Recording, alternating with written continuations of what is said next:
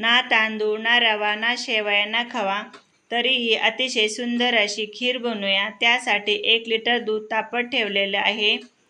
तर थोडेसे मनुके घेतलेले आहेत, बदाम कट करून घेतले, वेलची पावडर घेतलेली आहे, 1 चमचा कॉर्नफ्लॉवर, 1 छोटी वाटी खोबऱ्याचा किस आणि 1 छोटी वाटी साखर घेतलेली आहे।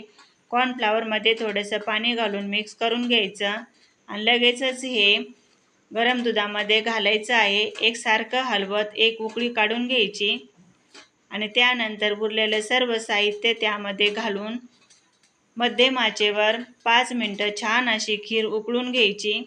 अगदी मस्त आणि दाटसर अशी खीर बनून तयार होते आणि चवीला तर अतिशय भन्नाट लागते। शेवटी थोडेसे केशरचे धागे त्यामध्ये घालायचे आहेत आणि पिस्ताही घालूया। अगदी मस्त अशी खीर बनून तयार झाली अवघ्या 5 मिनिटांमध्ये। चवीला तर खूप छान लागते। व्हिडिओ आवडला असेल तर सपोर्ट करा। धन्यवाद।